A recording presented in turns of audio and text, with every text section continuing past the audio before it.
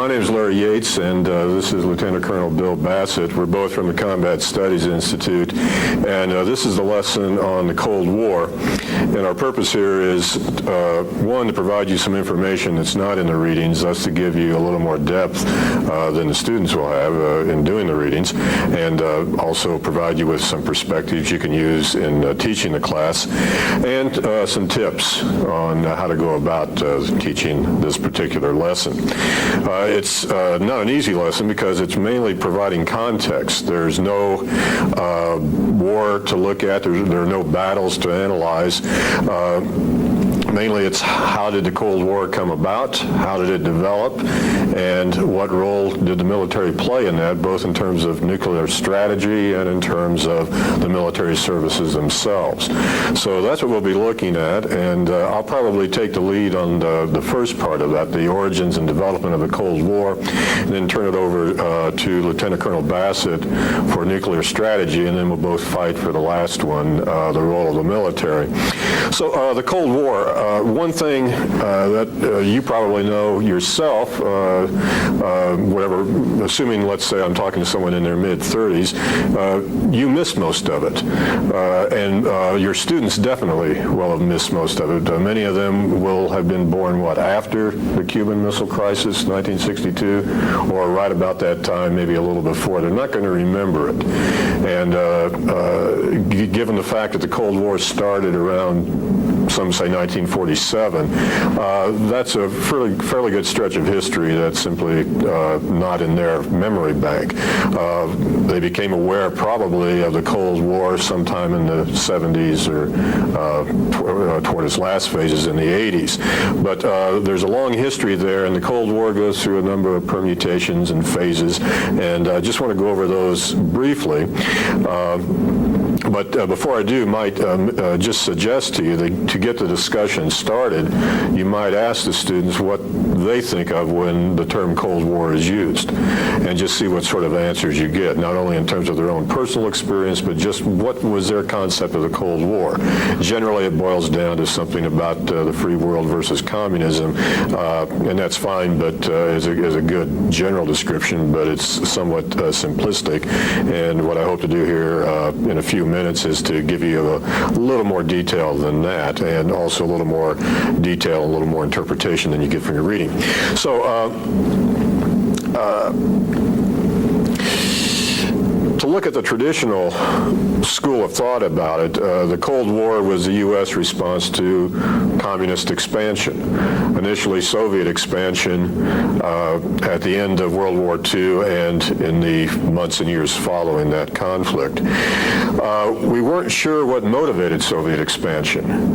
There were a number of studies done at the time, one by Secretary of the Navy James Forrestal, which indicated that it was communist ideology. World revolution. The Soviet Union was out to take over the world in the name of international communism. Others argued it was more Russian imperialism. It was a continuation of expansionism that the czars themselves had pursued from the 18th, 19th century on, or even 18th and 19th century, perhaps before. But the continual expansion of Russia into an empire, and now perhaps throughout Europe, etc. That was another issue. What are the limits of this expansion? Well, if it's ideology, it's worldwide. If it's traditional Russian expansionism, it probably will be satisfied with a good chunk of Europe and the Middle East and perhaps part of Asia. But these points were being debated. A third point of view was put forth by what was then one of our foremost Russian experts, George F. Kennan, in what was at first called a long telegram, a telegram he sent as chargé d'affaires in Moscow to Washington in 1946, describing what he saw as the Soviet threat. It was later put in condensed form into an article in Foreign Affairs magazine in 1947. It's called the X article because he didn't put his name to it as a government official, but it was called the conduct,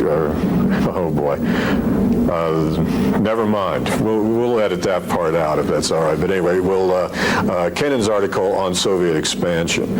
Why are the Soviets expansionistic? And his answer was, ideology does play a role, but only in the sense that communist ideology portrays a very threatening world to those countries that are communist. It sees the capitalist world as inextricably hostile and out to take over or to destroy communism. And so ideology plays a part, not in the sense of world revolution, but in the sense of portraying the world as hostile, a world in which there are two contending forces, the capitalist forces and the forces of socialism/communism, and it's a battle to the death.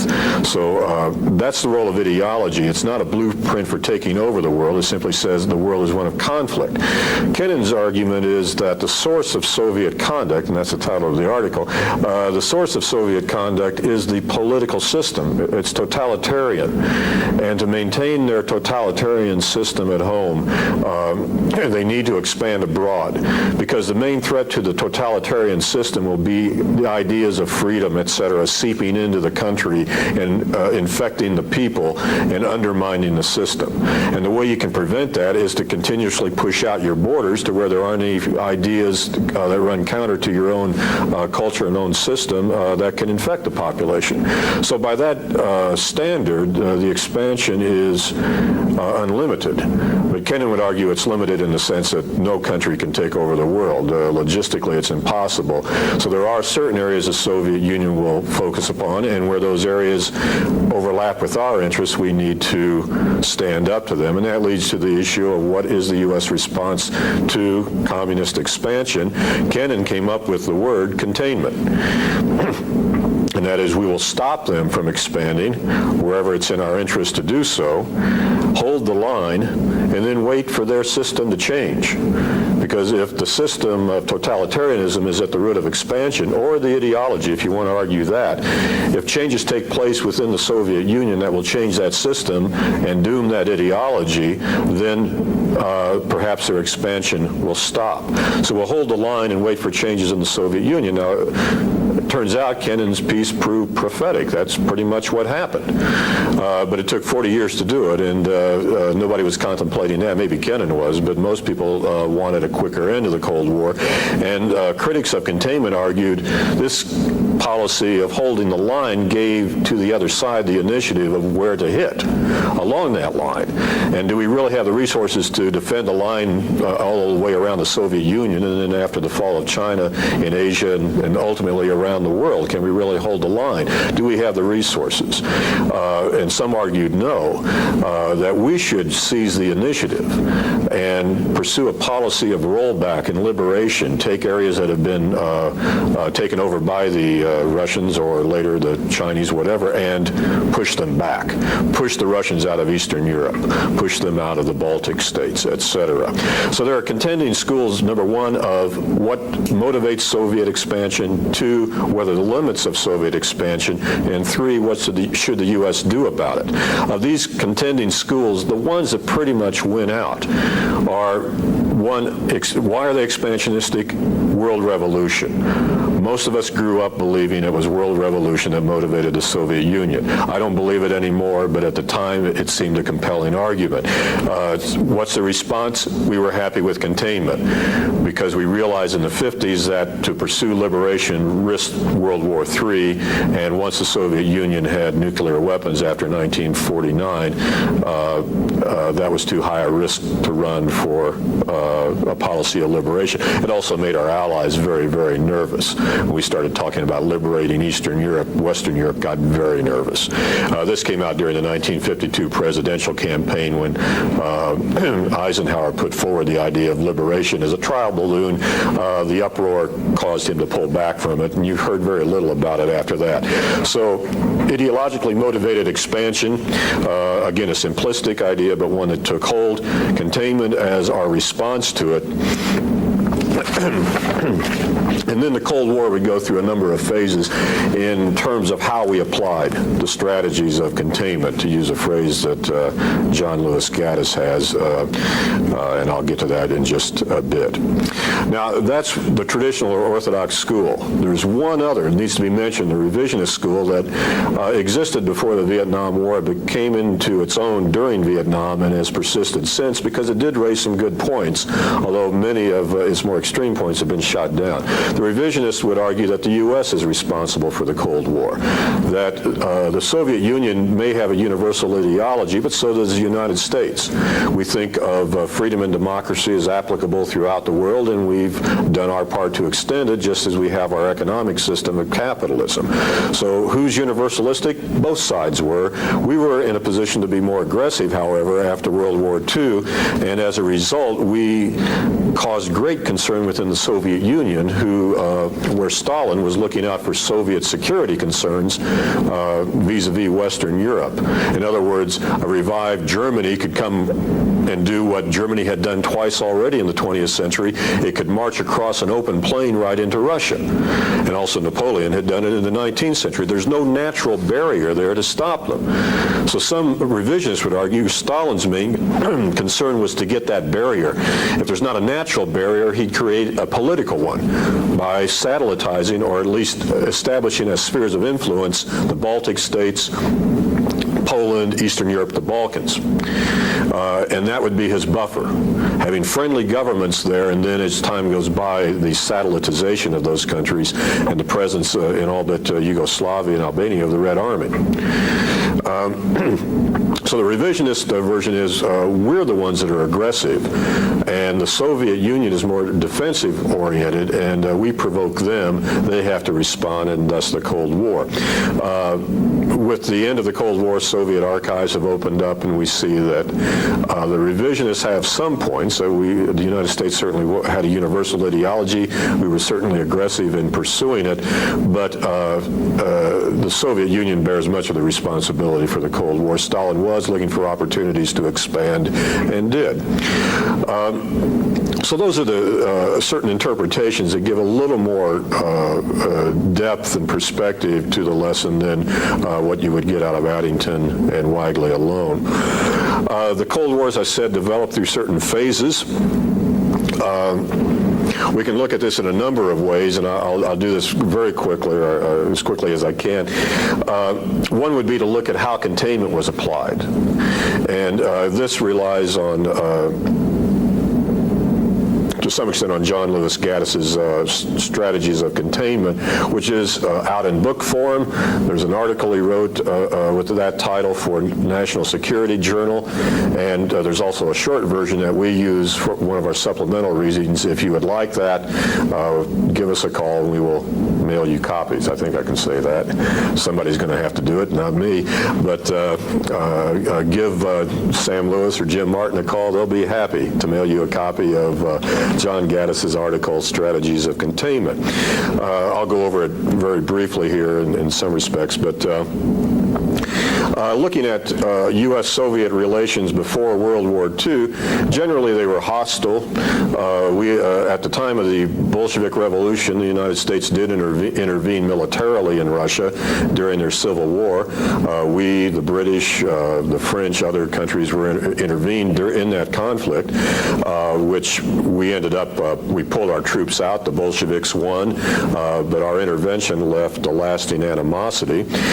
We refused to recognize the Soviet Union until 1933 during the Great Depression, when we were looking for markets. Prior to that time, we kept the Soviet Union at arm's length. We treated it as a pariah. Not every European country did. The Soviet Union did join the League of Nations, whereas, of course, we did not. But we did not recognize them. Between 1917 and 1933, we did not have diplomatic relations with the Soviet Union. In the 30s, with the rise of Hitler, the Soviet Union ultimately allies itself with Hitler. You have the invasion of Poland, and then with the invasion of the Soviet Union, we become friends with Stalin. The dictator Stalin becomes Uncle Joe, and we're going to give him the support, any support we can, mainly in the form of Lend-Lease to keep the Russian war effort going. And then after Pearl Harbor, we're informal allies. There's not a formal alliance, but a coalition. During the war, President Roosevelt hoped that once the war was over, the Soviet Union and the United States would cooperate for world peace. And he believed that this was possible because his argument was what motivated Stalin was the way we had treated Russia in the past. Russia was a malign giant, and if Roosevelt could convince Stalin that relations with the West could be good, that Stalin would come around and cooperate and work with us for world peace. Roosevelt died in April 1945. At the time, the Soviet Union has overrun Poland, Eastern Europe, and the question is, what kind of governments will these countries have? Will Stalin impose communist-led governments? There are indications that he will. He's not allowing free elections in most of these countries. And when Harry Truman becomes president on Roosevelt's death, there are many advisors who go to him and say, Roosevelt had it wrong. Russia is not a malign giant, it's a world bully. It will strike out, it will expand wherever it can unless you stop it. And if you stand up to it, however, the Soviet Union will cooperate. But first you have to stand firm. And Truman does. Throughout 45, 46, there are a number of issues on which the United States takes a tough stand. But it doesn't stop the Soviets.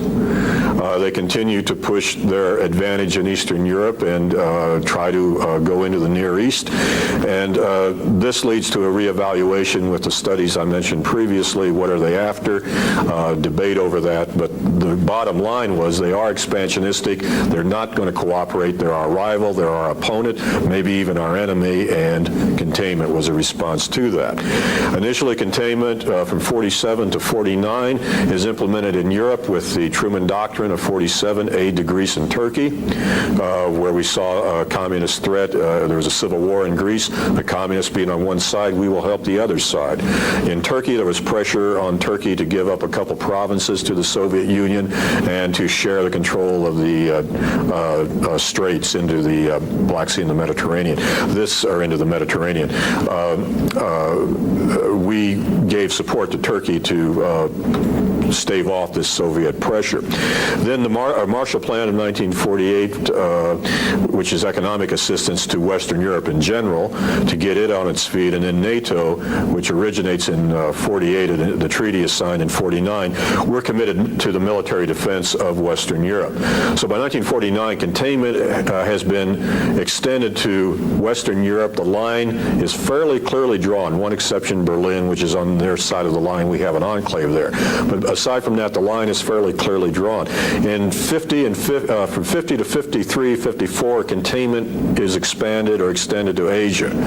After the fall of China, the war in Korea, we're in the process already at that point of getting a treaty with Japan. By the end of the war in Korea and the following year, 1954, we have alliances, actual alliances now, with South Korea, Taiwan, or previously Formosa, Taiwan, the Philippines, Australia, New Zealand, Japan, did I mention Japan? And then in 54, the Southeast Asian Treaty Organization, CETO, which become controversial in Vietnam. So containment has extended to the Far East. And then in the mid-50s, with the rise of Nasser and in Egypt, and pan-Arabism and Arab radicalism, and the attempt of the Soviet Union to take advantage of that, containment is extended to the Middle East as well. And what you see is the gradual extension of containment into a global policy. And so you can look at the Cold War in terms of the phases of containment. You can look at it in terms of the arenas being fought over. From 47 to 53, it's the Eurasian landmass, and after that, it's the Third World. In the mid-50s, the communist states mainly, or the communist leaders, mainly the Soviet Union and the People's Republic of China, began to try to gain influence, if not dictatorial control of, at least influence in many of the underdeveloped and anti-colonial countries of the emerging Third World. And this causes us great concern. You can't stop that militarily. It's an economic and ideological approach. Military barriers won't help. So that, and from 55, really, or the mid-50s and into the 80s to the end of the Cold War, that's really the arena of the Cold War, the Third World, the periphery, not the Eurasian landmass. That's pretty well taken care of. There are a few Berlin crises, but that's wrapped up under Nixon. We reach an agreement, an accord over Berlin. So the fighting's going to be, or the struggle, rather, will be on the periphery. You can look at it in that way. The intensity of the Cold War is another way to divide it. From 48 to 62, every year you've got a war scare, beginning with the Berlin blockade, ending with the Cuban Missile Crisis. I grew up, when I was a kid, every year there was a threat of a nuclear confrontation. That's a heck of a way to grow up. After the Cuban Missile Crisis, that drops off precipitously. There's more negotiation. There's certainly conflict, but we start dealing more and more with the Soviet Union. Détente begins under Johnson. Nixon really accelerates it. Becomes a dirty word under Ford because of what the Soviets are doing in the Horn of Africa and Afghanistan. But we are working with the Soviet Union.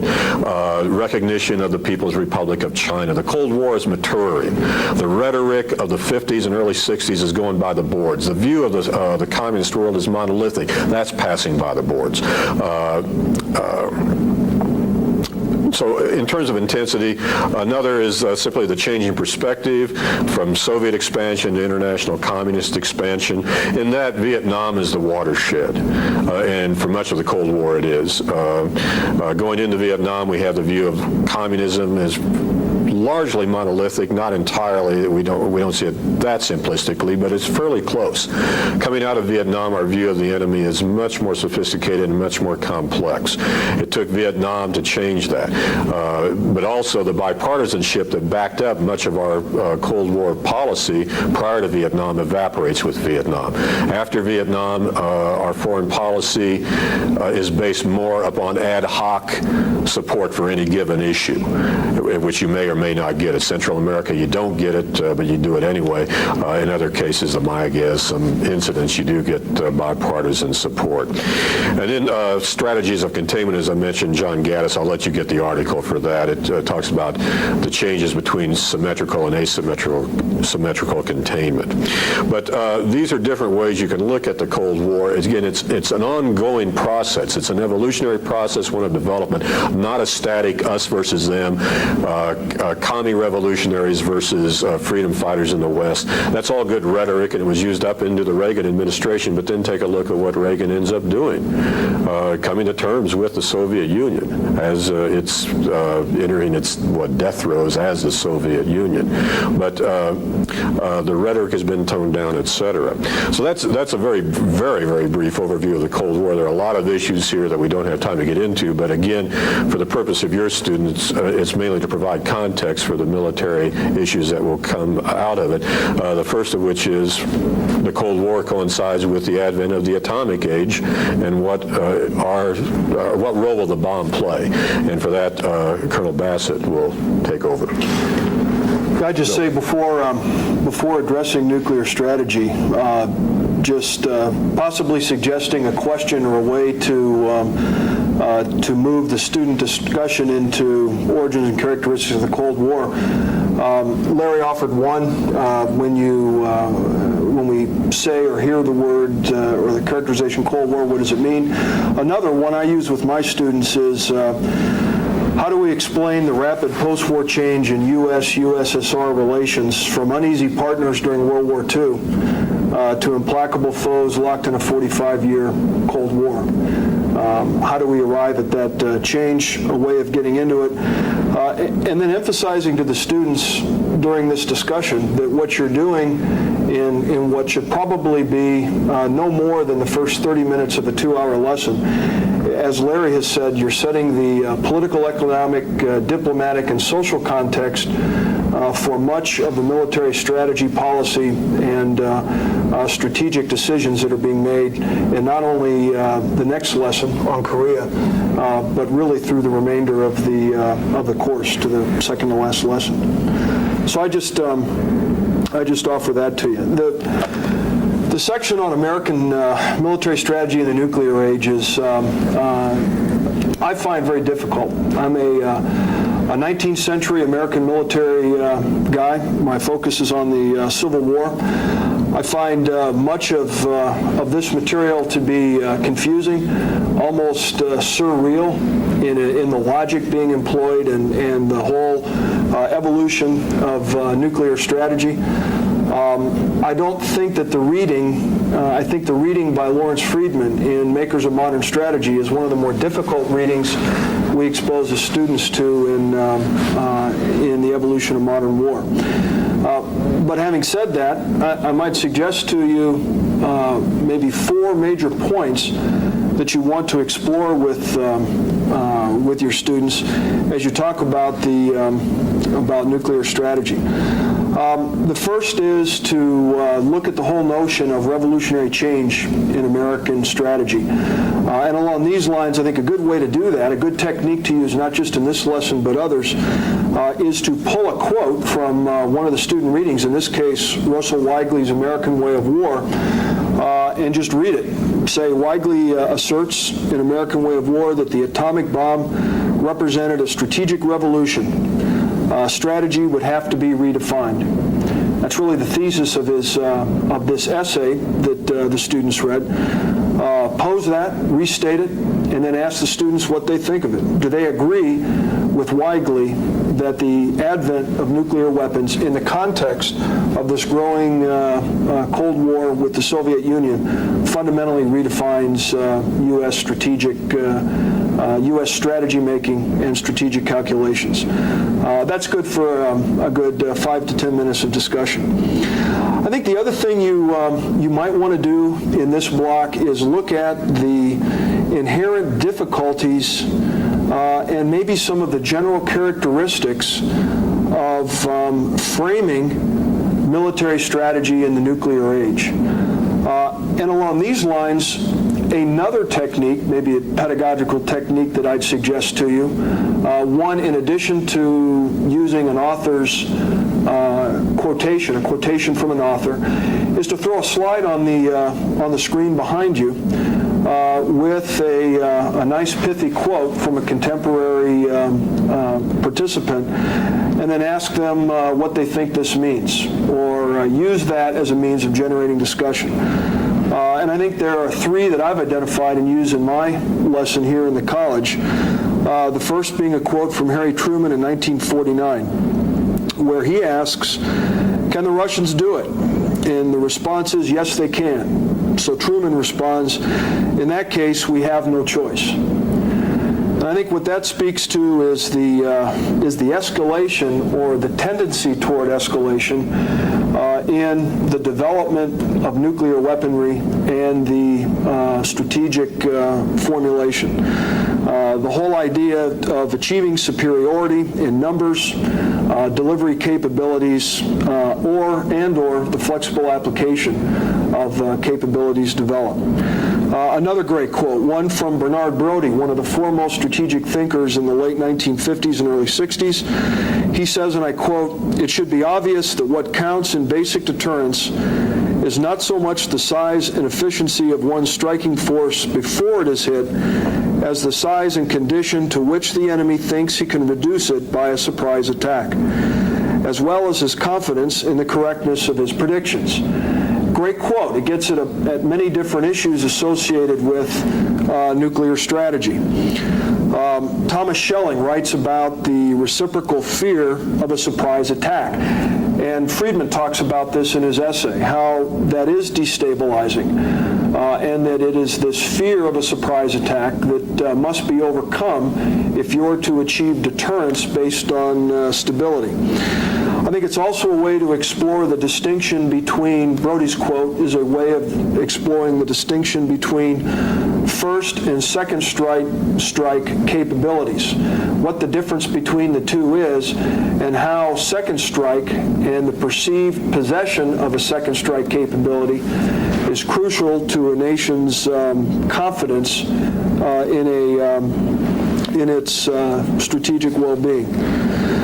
Finally, I think it gets to the absolutely crucial point that enemy perception is important, that what you're doing in much of your strategic development, capabilities development, is attempting to influence the thinking, the perceptions of your enemy. The classic term, perception is reality. Well, your enemy will operate on perceptions, and you may possess a capability, and that's a good thing, but it's crucial that your enemy perceive it in a way that you think necessary to attain the deterrence effect. And then finally, a slide we get a lot of mileage out of. I mean, it has an Alice looking through the looking glass quality to it, so representative of some of the strategic thinking and writing during this period. And I quote, "He thinks we think he'll attack, so he thinks we shall, so we must." Trying to sort through that and the logic inherent in that is a good way to get at some of the thinking associated with nuclear strategy during this period. A number of different strategies developed by the United States. One of the things I will do is place on the CSI homepage a 5-page document called Evolution of U.S. Deterrent Strategies. And you'll find that under either my name, Lieutenant Colonel Bassett, or under a special section devoted exclusively to this course. And that will take you through the evolution of proposed and actually implemented U.S. Nuclear deterrent strategies. They change, and that's an important point to make during this period, that there is an evolution in U.S. nuclear strategy. These are strategies based on a desire to exploit a perceived advantage in technology. Two great cases in that would be the years immediately after World War II, where the United States possesses nuclear weaponry, atomic weaponry, and the Soviets don't. Another good case would be the 1980s and the Strategic Defense Initiative, Reagan's plan. Another source of change would be a desire to achieve more bang for the buck. Central to the massive retaliation, new look strategy adopted by the Eisenhower administration in the 1950s. Also driving change is the desire to overcome a perceived relative inferiority in a particular capability. The growing fear in the late 1950s, something that the Democrats exploit politically, that the Soviets are developing a nuclear capability in excess of ours, that there's a missile gap. That is causing a change and influencing our nuclear strategy. And also we see from time to time a desire to reseize the initiative and to become less reactive to Soviet capabilities, to afford us more options, which I think gets to another of the 4 central points you might want to explore in this section of the lesson, and that is that there is an inherent tension between nuclear strategy and conventional warfighting strategy. The notion that early on, this belief that having nukes is going to render conventional warfare unnecessary or even obsolete. That is going to become increasingly attacked. It's one of the bases behind massive retaliation. Korea is going to show that there will continue to be conventional warfare in the nuclear age, and we will see American strategists continuing to grapple with this whole idea of how best to fight in a world that possesses nuclear weapons. One of the readings we have in 610 that you don't have in this course gets at some of the early limited war theories and theorists. That can still be discussed in this context and probably should. What is possible in the way of conventional warfare, what the use of conventional war fighting to send a message and to attain a political result. The idea that you can apply conventional forces in a measured way, keep it limited to trigger a political response on the part of your enemy. Something that will have disastrous consequences in Vietnam, and I would argue is relative and relevant to our strategy making even today. So I think those are four major items that you can explore with students during this particular portion of the lesson. Using the thesis posed by one of the lesson authors, or using a slide that encapsulates or conveys an idea very prominent at that particular time. Larry, do you have anything to add to? Yeah, just a couple of things. I'll let you in on some inside secrets here. We're doing these out of sequence, so we've already done the Korean War video. I was a part of that, and we do discuss limited war to a certain extent there. And the fact there was no limited war theory before Korea, it comes out as a result of Korea, and then will take us right into Vietnam. So if you want some help, if you want to use limited war in this lesson, you might skip ahead and look at the Korean War video just for what little we offer on it there. Secondly, in terms of making material available, and I've talked sort of jokingly about the Gaddis, you'll write in and somebody else will send you a copy. I'm speaking from an outline which has a little more detail than I gave you as fast as I tried to talk about the development, origins and development of the Cold War. Be happy to put that on the homepage as well. And anybody who wants to call in or write to discuss these things in more detail, be happy to do that.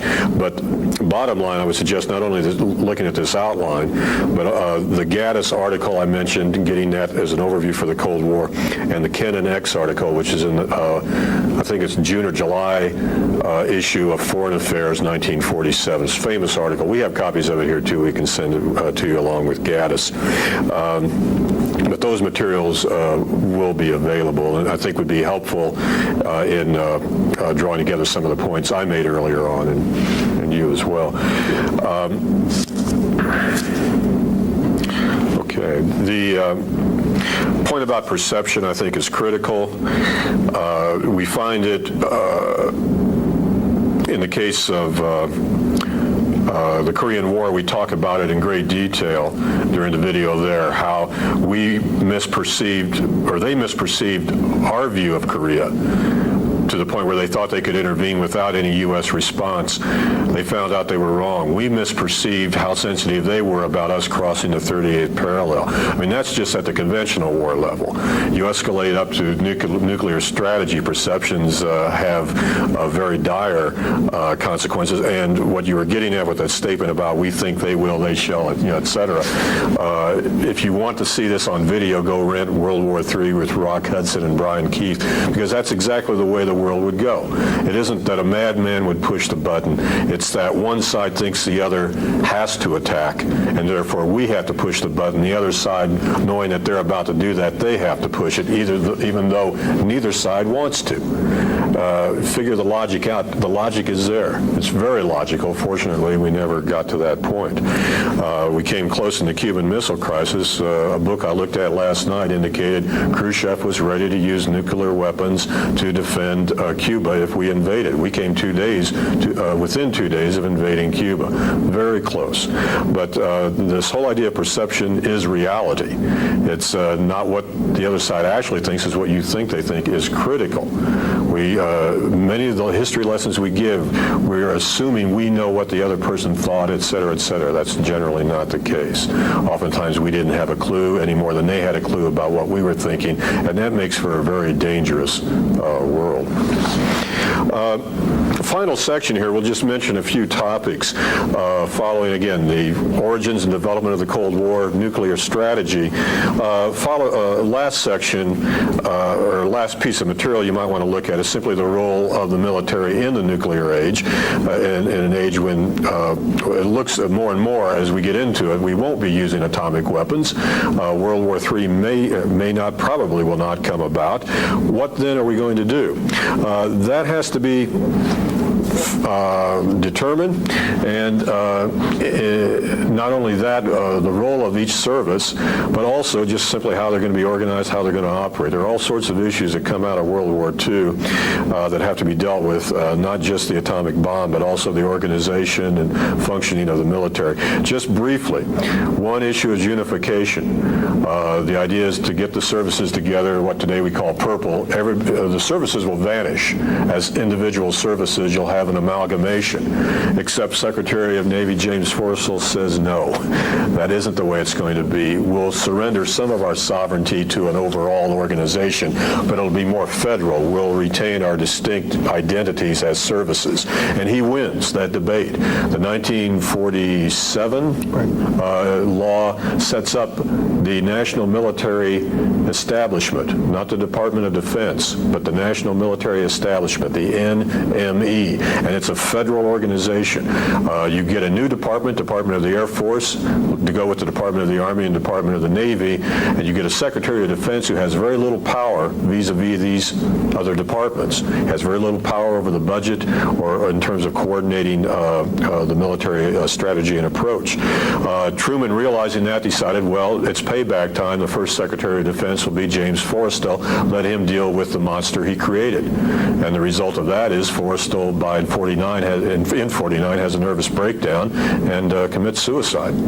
The next Secretary of Defense will be Lewis Johnson, who's more or less a non-entity, except from the Navy's point of view, when he cuts the supercarrier.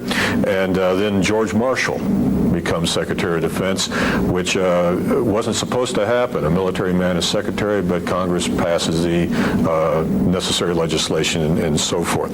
But in 1949, the National Military Establishment is given the name the Department of Defense. The Secretary of Defense is given a little more power than he had under the NME, but still it's federal. The separate services will retain their identity. They will not be amalgamated.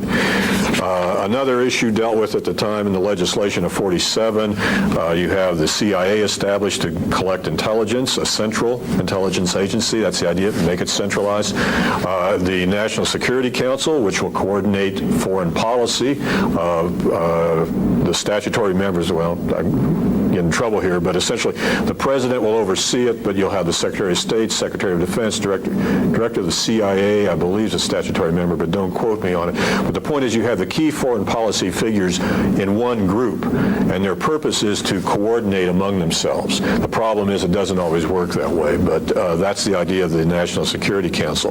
The Joint Chiefs of Staff, which had been put into existence during World War II as a means to have some counter to the British Chiefs of Staff in what turned out to be the Combined Chiefs of Staff. The Joint Chiefs never had any legal basis. The president just set them up. In 47, you get the statutory basis for the Joint Chiefs. They are now a legal, well, I shouldn't say that because it implies they were illegal before, but they now have laws that, a law that creates them, and a chairman of the Joint Chiefs. Over time, the chairman will assume more power, but he doesn't have it necessarily at the beginning. And as we said already, Air Force as a separate service. Later in the decade, you get by executive order the integration of the armed services, and this is a major issue, but it's not one we go into great detail here. And it's done, as I said, by executive order. Civil rights, integration, all of that is a very hot political issue in the 1940s and into the 50s. And as it pertains to the military, integration could be imposed by the president. He didn't have to have Congress to integrate the military. So he did so. Truman signed the executive order for the integration of the military. The main obstacle among the services was the Army, more than the Air Force and Navy in terms of integration, but they accepted it and moved ahead. And then finally, looking at the Army in the nuclear age, the question was, what would it do? We deal with this a little bit in the Korean War video, but if the next war is going to involve atomic bombs, what role will the Army play? They can't deliver atomic bombs. That's a question for the Air Force or the Navy, who duke it out, and the Air Force wins when the supercarrier is canceled. So the Air Force will deliver the nuclear weapons. The Air Force is getting most of the bucks in a very constrained environment fiscally, and the Army, it's assumed, will not have much of a role to play, except to go in and clean up afterwards. Korea comes along and that changes it. You have a limited war. We're not going to fight World War III over Korea. We're not going to allow nuclear weapons to be used. But on the other hand, we will have to fight for it, and that's the job the Army has to do. We use air power and naval power to begin with. It's not enough, so the Army is sent in. And the money funnel opens up. And not only does the Army get well, everybody else does. And the defense budget hits around $50 billion, going from 14 to 50 during the Korean War. But as soon as the war is over, and Eisenhower, during the presidency of Eisenhower, five-star general, he cuts the military to the quick, arguing that to continue to spend $50 billion a year will cause inflation, and we can lose the Cold War through the economic demise of the United States just as easily as through the military demise. So he cuts back the military. You have the spectacle of a five-star general as president gutting the military, and especially the Army, which his former colleagues, Galvin, Ridgway, Taylor especially, cannot understand. And they begin to challenge this, quote, new look, putting most of your eggs in the nuclear basket as a deterrent, and arguing that what if another Korea comes along, we have no way to meet it if we don't have the Army. It'll be another Task Force Smith. And this debate goes on into the late 50s, at which point Eisenhower begins to open it up a little, and then with Kennedy you get flexible response, and the money goes, or you spend much more on defense. The defense budget goes up, and the Army is modernized, etc. In the meantime, however, the Army was trying to keep its hand in during the 50s, during Eisenhower. The way they chose to do it was through what was called a pentomic division, and the reading by Doty gets into that in terms of how it was organized, how it was set up, what it was designed to do, which was to fight on a nuclear battlefield. 5 battle groups to a division spread out in a checkerboard fashion, so if a tactical nuke took out one, you'd still have 4 left. Well, what it did, of course, was create an unwieldy span of control. There were all sorts of other problems inherent with it, not the least of which was the tactical nukes. You had the Davy Crockett, which was an individually launched nuclear projectile. The problem was the radius of the blast was greater than the distance you could lob it, so the joke was the Davy Crockett kit was the missile and a pair of tennis shoes. The pentomic division didn't work, and by the early 60s, they're getting back to triangular divisions, ROAD. And I'd like to end my comments on this note, and that is, we've given you a lot of material for this lesson.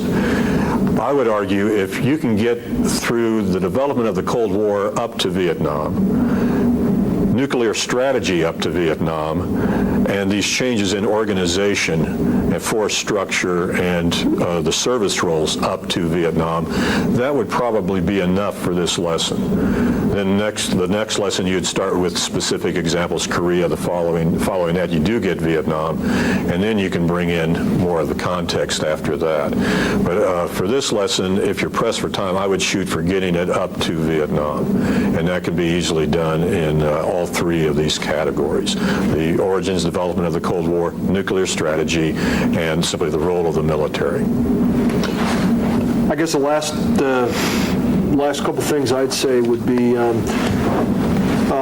many of us find it useful where possible throughout the course to ask a question or develop discussion that asks students to compare and contrast or what we were looking at in that particular period with challenges we face today and in the future. or maybe ask the question, is anything we're looking at in this lesson useful to us as we negotiate our way through Force 21 and take the Army into the 21st century? I think a couple of ways that can be done in this particular lesson and in the third portion of the lesson, the post-war defense structure. A couple of questions I ask students in the course are, several historians have noted similarities between what the U.S. military went through immediately after World War II and what we are going through now following the Cold War, with the end of the Cold War.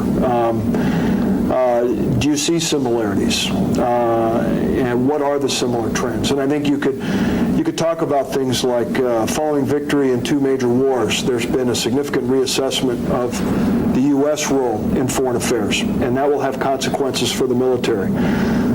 U.S. with a significant technological advantage, if maybe momentary. In the case of post-World War II, the nuke, today, all the talk about information age technologies and the advantages that'll afford U.S. forces. Then as now, a reassessment in service roles and missions, a number of purple initiatives to make us more joint and more interoperable. We're going through force reductions and limited fiscal resources, just like the services were in the late 40s. And then maybe less so today, but nevertheless there continues to be inter-service rivalry for resources. And that's playing as well. So those are some things that maybe can be developed in discussion. And the same thing can be done with the Pentomic Division. Ask the question, does the Pentomic experiment in the late 1950s offer any insights relevant to our Force 21 experience today? Such as, are there problems associated with exploring capabilities and basing doctrine and capabilities on equipment and technologies identified but not yet fielded in numbers? Continued questions about adequacy of strategic lift. The point Doty makes in his article about intellectual adaptation, getting officers to buy into the new doctrine and the new system for fighting. A problem in the late 1950s, arguably a problem for us today and in the future as we implement and continue to move forward in Force 21. And then what Doty might suggest, the danger to near-term preparedness in implementing a new doctrine and organization. Do students see any problems associated with that? So I think these are a couple things you can do, and it does develop student interest to try and see relevance to what we face today and in the future with what we're looking at in a particular lesson. Right. And without the search for relevance, it all becomes rather academic and uninteresting, except from a storytelling standpoint. So second that, and thank you very much. Again, if you have any questions, don't hesitate to contact me, Larry Yates, or Lieutenant Colonel Bill Bassett regarding these lessons, and hope you found this useful.